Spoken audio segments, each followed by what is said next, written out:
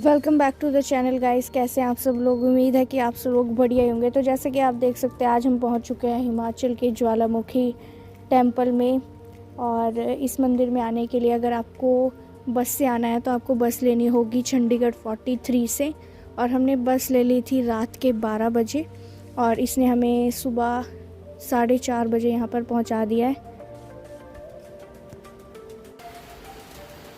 और हम यहाँ पर पहुँच चुके हैं। आप देख सकते हैं कि सारी दुकानें इस टाइम पर बंद है। इस बस ने हमें 4 से 5 घंटे में पहुँचाया। रास्ते में काफ़ी ज़्यादा बारिश भी हो रही थी और काफ़ी ठंड भी लगी। तो अगर आपको 43 से बस लेनी है तो आप कभी भी ले सकते हैं। ये बस जो है वो 4-4 घंटे में वहाँ से चलती है और डायरेक्टली वहीं पर उतारती है जहाँ पर ज्वाला जी का ये जो मंदिर है वो है। आप वहाँ पर उनको बताइए कि आपको ज्वाला जी जाना है तो वहीं पे ही आपको जो टिकट है वो काट के दे देंगे। और अब हम जा रहे हैं यहाँ पे आगे की ओर। देख सकते हैं काफ़ी तेज़ बारिश हो रही है और सारी दुकानें ही बंद है। शायद थोड़ी आगे खुली हो ऊपर जाते हुए। तो चलिए चलते हैं। तो अब हमने ले लिया यहाँ पर प्रसाद और फूल। यहाँ पर मंदिर के सामने की तरफ ही थोड़ी सी दूर चलने के बाद हमें एक दुकान दिख गई और ये जो आगे की दुकान है ये सारी खुली हुई थी। तो वहीं से एक दुकान पर हमने अपना सामान और अपना जो शूज़ वगैरह वो उतारे और अब हम अंदर की तरफ जा रहे हैं। काफ़ी तेज़ बारिश हो रही है अभी भी और काफ़ी ठंडा है। तो ये है उनका द्वार ज्वाला जी का।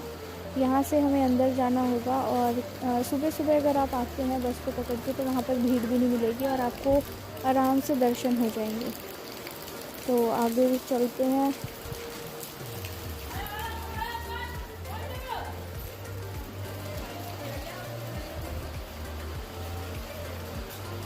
यहाँ पर आप देख सकते हैं कि सुबह सुबह भी यहाँ पर काफ़ी सारे लोग हैं और उजाला भी हो चुका है।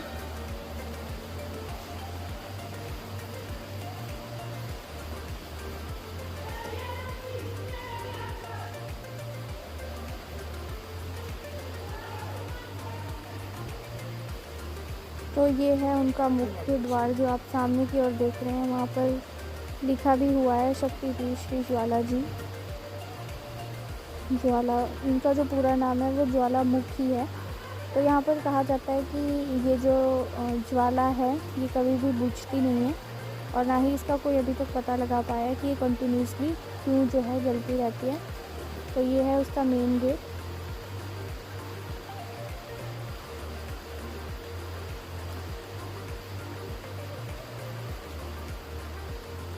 कहाँ जाना है देख लो। और ये है अंदर की फ़ोटो। देख सकते हैं कि यहाँ पर कितने कम लोग हैं। सिर्फ पंडित जी ही यहाँ पर हैं इस समय और कुछ 4-5 लोग हैं। तो ये है उनका पूरा दृश्य और मंदिर। पीछे की ओर यहाँ पर पहाड़ हैं और यहाँ पर काफ़ी ज़्यादा बारिश हो चुकी है तो पूरा ही फर्श गीला है और काफ़ी ठंड भी लग रही है। तो अब यहाँ से हम अंदर की ओर जाएंगे। ये है मुख्य द्वार जहाँ पर वो जो ज्वाला है वो जलती रहती है और आगे की तरफ लाइन भी लगी है और आरती भी जो है हो रही है वहाँ पर।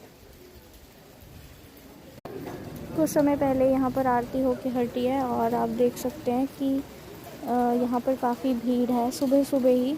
और जबकि यहाँ पर सिर्फ अभी 5:30 ही बज रहे हैं। तो चलिए इस लाइन में लगते हैं और दर्शन करते हैं और आपको भी दिखाते हैं। यहाँ पर फ़ोटो खींचना और वीडियो बनाना बिल्कुल सख्त मना है, लेकिन अगर यहाँ पर किसी ने हमें देखा नहीं तो हम आपको भी दिखा पाएंगे वो ज्वाला जो कि जिसके बारे में सब बताते हैं कि वो कभी भी बुझती नहीं है और कंटिन्यूसली जलती रहती है।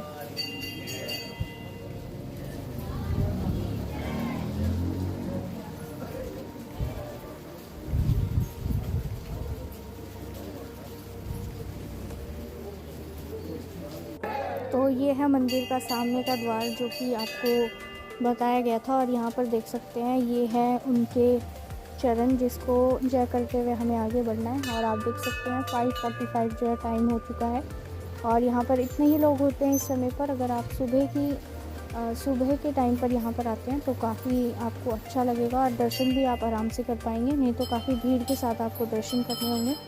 तो अब यहाँ से हमें आगे जाना है और अगर वीडियो बनाने दी उन्होंने तो ज़रूर आपको दिखाएंगे।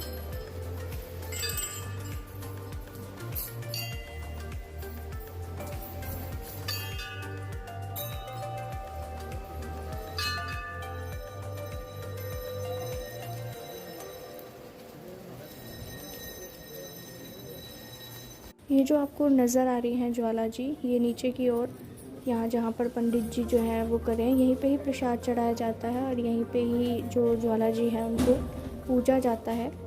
तो अगर आप यहाँ पर आएंगे तो आप भी देख पाएंगे कि ये जो ज्वाला है ये कोई तेल से नहीं जल रही है, ये ऑटोमेटिकली ही जलती ही रहती है और कभी भी बुझती नहीं। तो अब हम वहाँ से दर्शन करने के बाद इस दूसरे मंदिर में आ चुके हैं, जो कि उसी के बगल में ही बना हुआ है, जहाँ पर ज्वाला माता की जो फ़ोटो है वो बनी हुई है। और साथ ही में जो अकबर ने चढ़ाया था यहाँ पर छत, वो भी यहाँ पर रखा गया है। तो कहा जाता है इसकी ये कहानी है कि उन्होंने इस ज्वाला को मिटाने की काफ़ी कोशिश की थी, बट वो मिटा नहीं पाए थे, इसीलिए उन्होंने ये जो छत्र है यहीं पर ही रखा है। और ये काफ़ी ज़्यादा कोशिश करने के बाद भी ये ज्वाला जो है वो नहीं मिट पाई थी। इसी कारण जो है इसका राज भी अभी तक साइंटिफिकली नहीं पता चला। तो अब हम आ चुके हैं दर्शन करने के बाद बाहर की ओर, और ये है मंदिर जो कि दूर से दिखाई देता है। और यहाँ पर अभी भी कम ही लोग हैं, 6-15 हो चुके हैं और काफ़ी तेज़ बारिश हो रही है। आपको दिखाया, और ये है कुछ अलग गुल्लक टाइप। और यहाँ पर ये सामने की ओर यज्ञशाला भी है, अगर आप यज्ञ करना चाहें तो यहाँ पर कर सकते हैं। और ये वृक्ष है, मोलसरी इसको बोला जाता है, जिसकी पूजा करते हैं यहाँ पर। और इसके ऊपर की ओर एक तारा देवी का मंदिर भी है, कुछ ही समय बाद आपको वो भी दिखाया जाएगा कि वो कहाँ पर है और कैसे बनाया गया है। तो यहाँ पर एक छोटे छोटे मंदिर हैं जहाँ पर भगवान रखे गए हैं अलग अलग तरह के। थोड़ी ही दूर आने के बाद यहाँ पर एक शिवलिंग भी बनाया गया है, आप वहाँ के भी दर्शन कर सकते हैं।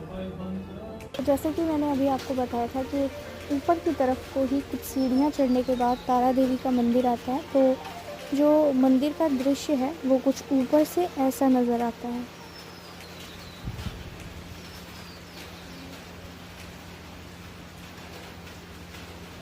काफ़ी बारिश होने के कारण यहाँ पर जो बादल हैं वो बिल्कुल पहाड़ों के ऊपर आ चुके हैं, और काफ़ी अच्छा मौसम जो है यहाँ पर पहाड़ों पर हो चुका है, और ये बारिश अभी भी बंद नहीं हुई। तो ये है वो मंदिर जिसकी हम बात कर रहे थे, तारा देवी मंदिर, जो कि ऊपर की ओर है। तो यहाँ पर भी आपको दर्शन अगर आप करना चाहें तो कर सकते हैं। बस आज के लिए इतना ही, और हम बाहर की ओर आ चुके हैं। और हमने यहाँ पर काफ़ी ठंड है, जैसे कि बारिश भी हो रही है, तो हमारा हो रहा था मन चाय पीने का, तो हमने चाय और रस जो है यहाँ पर ली है और हम पी रहे हैं। तो ये है सामने की ओर जो रास्ता, यहीं पे ही बस आपको उतारती है और यहीं से ही आपको बस मिलेगी। सामने की ओर है ज्वालामुखी का मंदिर, जो कि आप जा सकते हैं और दर्शन कर सकते हैं। चंडीगढ़ से सिर्फ 3 या 4 घंटे की दूरी पर है, तो आपको कोई परेशानी नहीं आएगी यहाँ पर आने के लिए, और आप माता जी के जो दर्शन है वो आसानी से कर सकते हैं। तो मिलते हैं किसी और वीडियो में, तब तक के लिए गुड बाय।